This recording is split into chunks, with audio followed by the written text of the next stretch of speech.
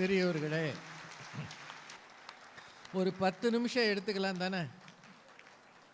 இல்லை ஒரே வரியில் தீர்ப்பு சொல்லிடலாமா? ஏன்னா நேரம் ஆயிடுச்சு. ரொம்ப ஆச்சரியம், இந்த தலைப்புக்கு இவ்வளவு பேர் இதுவரை இருந்தது எங்களுக்கு ஆச்சரியமும் பெருமையுமாக இருக்கிறது. இது தறி ஆடையகம் எடுத்த முயற்சிக்கு நீங்கள் தருகிற பாராட்டு. மெட்ராஸ் பல்லவா ரோட்டரி சங்கத்துக்கு நீங்கள் தருகிற மரியாதை. இது ரெண்டும் பட்டிமன்றத்துக்கானதுன்னு நான் நினைக்கல. இந்த ரெண்டு அமைப்புகள் மீதும் நீங்கள் காட்டுகிற அன்பு தான் இது என்று நான் நினைக்கிறேன். நிறைவாக பேசிய திருமதி பாரதி பாஸ்கர் அவர்கள் வழக்கம் போல வேகமாக ஆவேசமாக மறுப்பு சொல்ல முடியாத அளவில் வாதங்களை வைத்தார். ஒவ்வொரு பட்டிமன்றத்திலையும் நான் என்ன பாடுபட்டிருக்கேன்னு இப்போ தெரியுதா? இதுக்கப்புறம் நான் பேசணும். ஒரு முறை சாரதா அக்கா சொன்னாங்க, இசை பட்டிமன்றத்தில் பாரதி மேடம் பேசின பிறகு இன்னைக்கு ராஜா தீந்தான்னு நான் நினைச்சேன். நாரத சபாவில் நடந்தது. அப்படித்தான் பேசணும். பேச்சாளர் என்றால் இது போலத்தான் இருக்க வேண்டும். எப்படி ஒரு செய்தியை வலுவாக எடுத்து சொல்வது, இது ஓவராலா யோசிச்சா. இப்போ தலைப்பு திரும்ப சொல்றேன், எல்லாம் எந்திரமயம், இன்பமா துன்பமா?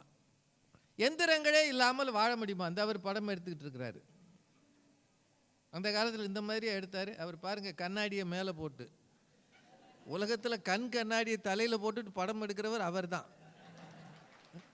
கண்ணாடியை மேலே போட்டு அவர் சட்டையில் ஏதோ ஒன்று ஓடிக்கிட்டே இருக்கு. இத்தனை மெஷினை கையில் வச்சுக்கிட்டு, ஒரு 100 வருடத்துக்கு முன்னாடி இந்த மாதிரி கேமராக்கள் இருந்ததா? ஒரு படம் எடுக்கிறதுக்கு ஒரு போர்வையை பொத்திக்கிட்டு உள்ள தலையை விட்டு எல்லாரையும் நிற்க வச்சு ஒரு இதை இப்படி எடுத்து மூடுவாங்க. அப்படி தானங்க இருந்தது. ஆனால் இன்னைக்கு இந்த மொபைலை வச்சு ஆயிரக்கணக்கில் படம் எடுக்கிறான். மொபைலில் ஆயிரக்கணக்கில். கல்யாணம் முடிஞ்ச தம்பதியினர் ஒரே ஒரு படம் தான் எடுப்பாங்க. அந்த ஒரு படத்தை எடுத்து வீட்டில் மாட்டி தொங்க விட்டுருப்பான். அப்பப்போ அந்த கொஞ்ச நாளைக்கு அந்த அம்மா அதை தொடச்சி வைக்கும். அப்புறமா அழுக்கேறனா ஏறிட்டு போகுது, இந்த வாழ்க்கைக்கு இந்த படமெல்லாம் அவசியமா அப்படின்னு அழுக்கோடே விட்டுரும்.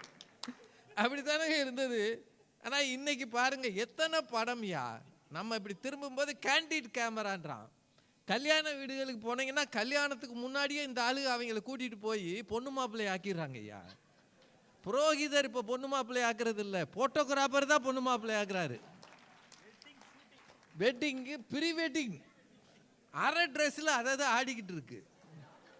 பொண்ணு மாப்பிள்ளையுங்க அரை ட்ரெஸ்ஸு பீச் ஓரமாக ஆடுறாங்க.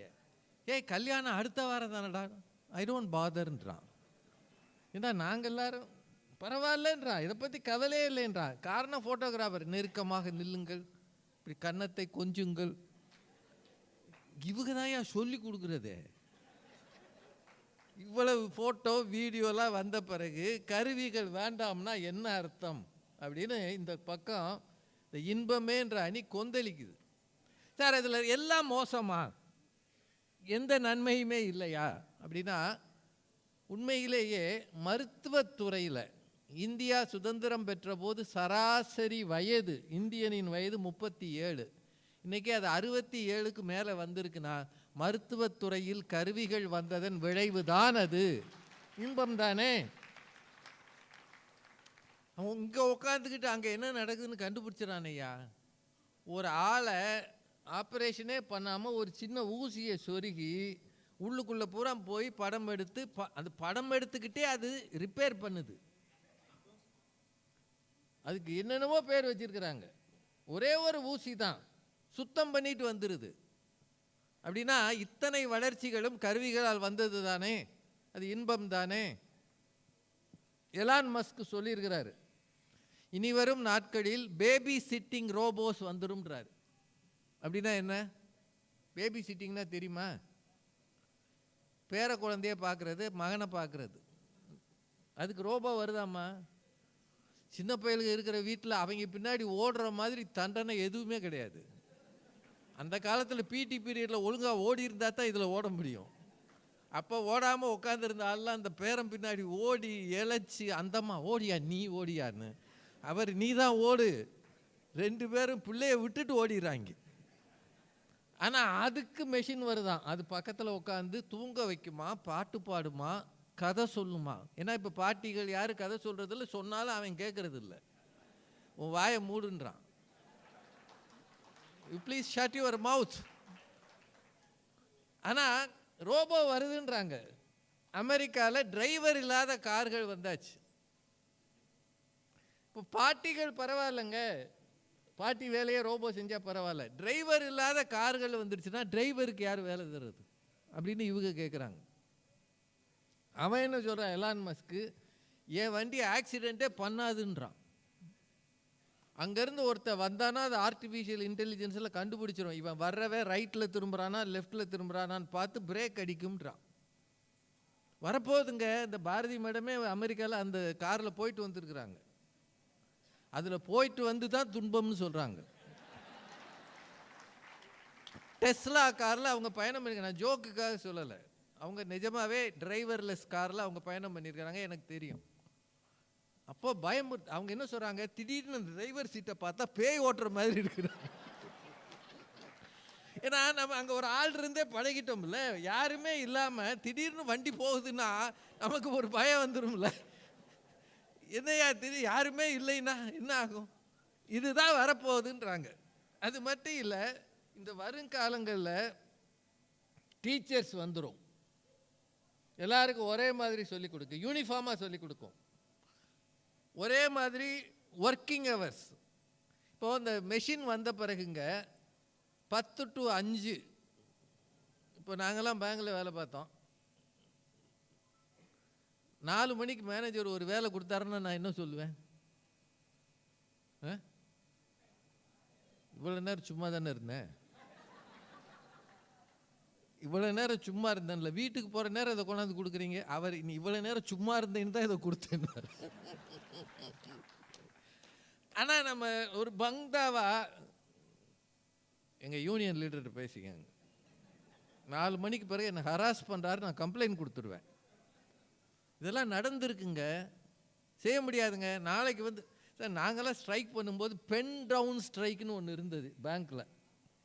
உங்களுக்கெல்லாம் யார் இந்த ஆஃபீஸில் இருந்தவங்களுக்கு தெரியுமான்னு தெரியல. பென் டவுன் ஸ்ட்ரைக்குன்னா அப்போ பேனாவில் தான் எழுதணும். 10லேருந்து 2 வரைக்கும் பேனாவை எடுக்க மாட்டாங்க. ஆனால் சீட்லேயே உட்காந்துருப்போம். மேலதிகாரி வருவார், யோ அதை எழுதியாண்டுவார், பென் டவுன் ஸ்ட்ரைக் சார்.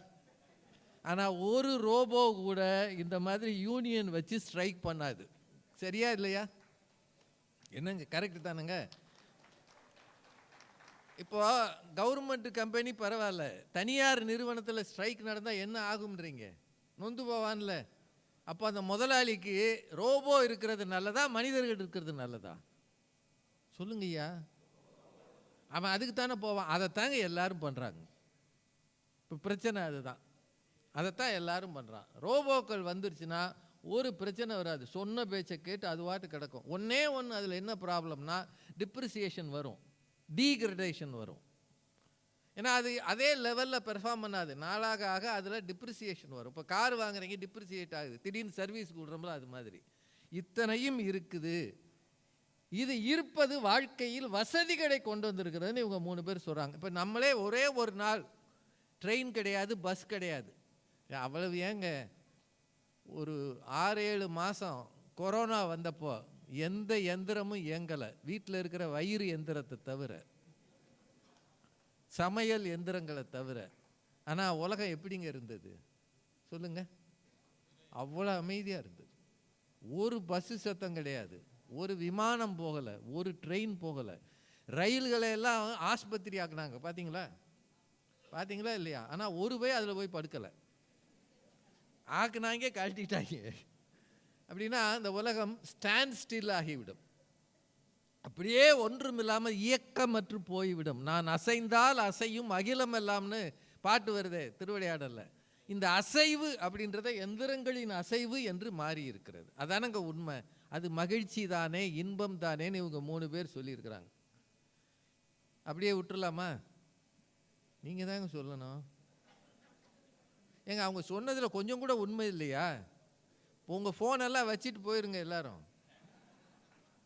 இந்த கேமரா வேணால் பரவாயில்ல, எல்லோரும் ஃபோன் ஒரு எந்திரம் தானே, அதெல்லாத்தையும் விட்டுருங்க. இங்கேயே வாட்ச் தேவையில்லை. அந்த காலத்தில் காந்தி கட்டின வாட்செல்லாம் இடுப்பில் தொங்க விட்டுருப்பார், இவ்வளோ பெரிய வாட்சாக இருக்கும். இப்போ நம்ம டிஜிட்டல் வாங்கி 5 வாட்ச் வீட்டில் வச்சுருக்கான் பையன், கையில் மட்டும் கட்ட மாட்டேங்கிறான். எதுக்குடா 5 வச்சுருக்கேன்னா ஒரு பந்தாவுக்கு வச்சுருக்கேன்றான். இப்போ கையில் என்னடா கட்டுவேன்னா மொபைல் இருக்குது வாட்ச் பார்த்துக்கிறேன்றான். அப்படின்னா ஒரு எந்திரம் வந்த பிறகு அதில் அத்தனை வசதிகளும் வந்து விட்டது.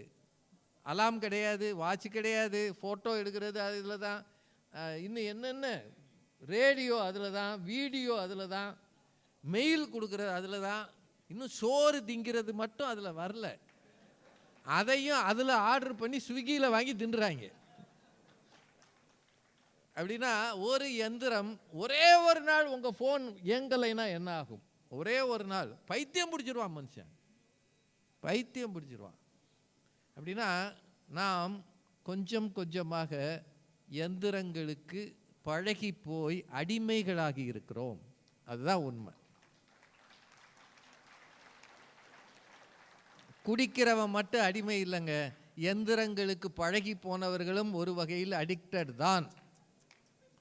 நீங்கள் ஒரு நாளைக்கு எத்தனை முறை இந்த மொபைல் எடுக்கிறீங்க? குறைந்தது 200 முறையாவது எடுத்து பார்க்கிறீர்கள். 200. நடுராத்திரி திடீர்னு எந்திரிச்சு மொபைல் பார்க்குறான். என்னையா அமெரிக்காவிலேருந்து எவனும் கூப்பிட போகிறான் நான் உன்னைய? நடுராத்திரி எந்திரிச்சா மொபைலை தான் பார்க்குறான். இவ்வளவு அடிக்ஷன் எதற்காக? இது இவங்களோட வாதம். ஒரே ஒரு விஷயத்தை சொல்லி நிறைவு செய்கிறேன். இது வந்த பிறகு இவங்க நல்ல கேள்வி கேட்டாங்க. இது வஞ்சகம் செய்யாது, துரோகம் செய்யாது, சூதுவாது இதுக்கு தெரியாதுன்னு. ஆனால் பல வகையான மோசடிகள் இந்த மொபைலும் இந்த தகவல் தொடர்பும் வந்த பிறகு தான் பெருகி இருக்கு. உங்கள் எல்லாருக்கும் இந்த நினைவூட்டலுக்கு சொல்லிடுறேன். திடீர்னு ஒரு ஃபோன் வந்து, நாங்கள் சிபிஐலேருந்து பேசுகிறோம், நீங்கள் அனுப்பின பார்சலில் ஏதோ போதைப் பொருள் போயிருக்கு, உங்கள் அட்ரஸில் இருந்து தான் அனுப்பியிருக்கீங்க, அதனால் உங்கள் மேலே எஃப்ஐஆர் போட்டிருக்கோம், இதோ பாருங்கள் பாம்பேலேருந்து சிபிஐ ஆஃபீஸர் பேசுவார்னு உங்களுக்கு ஃபோன் வந்ததுன்னு வைங்க, உடனே கட் பண்ணி போடான்னு விட்டுருங்க. ஒருவேளை அப்படியான்னு வேர்த்து போய் அவன் சொல்கிறதெல்லாம் செஞ்சீங்கன்னா உங்கள் அக்கௌண்ட்டில் இருக்கிற அத்தனை பணமும் துடைத்து எடுக்கப்படும். ஞாபகம் வச்சுக்கோங்க, தயவு செய்து பயந்து போய் எதுவும் செஞ்சிடாதீங்க. ஏன்னா இது எனக்கே வந்தது. நான் கதவை அடைச்சி ரூமெல்லாம் உள்ளே போய் உட்காந்து வேர்த்து போய் அவன் சொல்கிறா உன் பேரில் எஃப்ஐஆர் நம்பர் 1432 பாம்பே ஒரு போலீஸ் ஸ்டேஷனில் இருக்குன்றான். நல்ல வேளை என்கிட்ட இன்னொரு ஃபோன் இருந்தது. அந்த ஃபோனில் நான் மதுரையில் இருக்கிற காவல்துறை அதிகாரி ஒருத்தருக்கு ஃபோன் பண்ணேன். அவர் ஏன் சார் பயப்படுறீங்க, அப்படியே எடுத்துகிட்டு இங்கே வாங்கன்னாரு. அங்கே போன பிறகு அவர் அந்த டீட்டெயில்ஸ் சொன்னார். ஒரு ஃபோனை வச்சுக்கிட்டு உங்கள் அக்கௌண்ட் முழுக்க துடைத்தெடுக்க முடியும் என்றால் இதற்கும் எந்திரங்கள் உதவத்தானே செய்கிறதுன்னு பயமுறுத்துகிறாங்க இவங்க. கரெக்டு தானேங்க இது?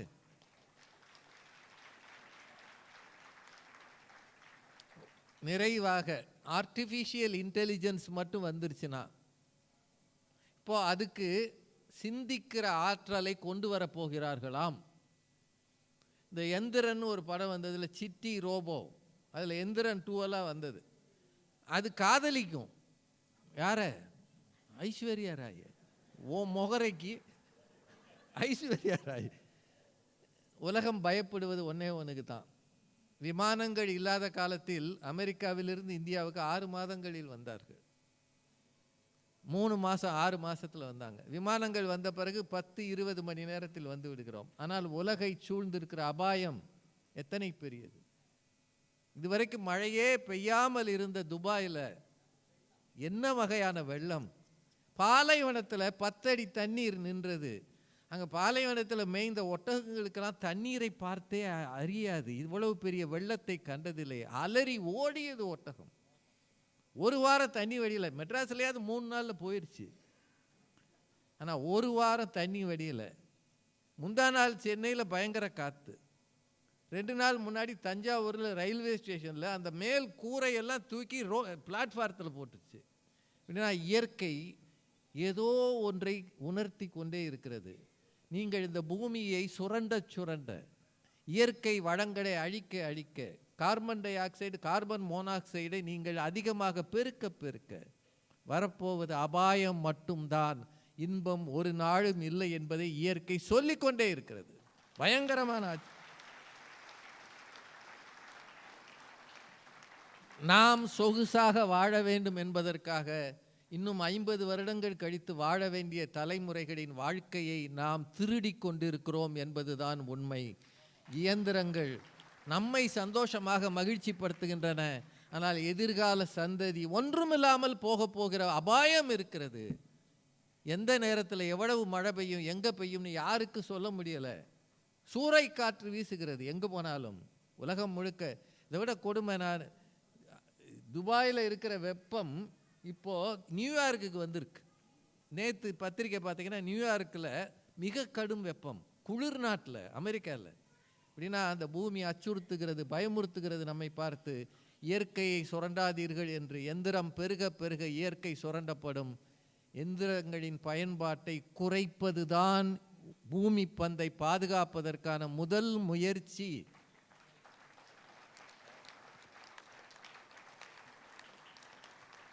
கொரோனா காலத்தில் இந்த பூமியில் எல்லா விமானங்களும் நின்று போய் கிடந்தன.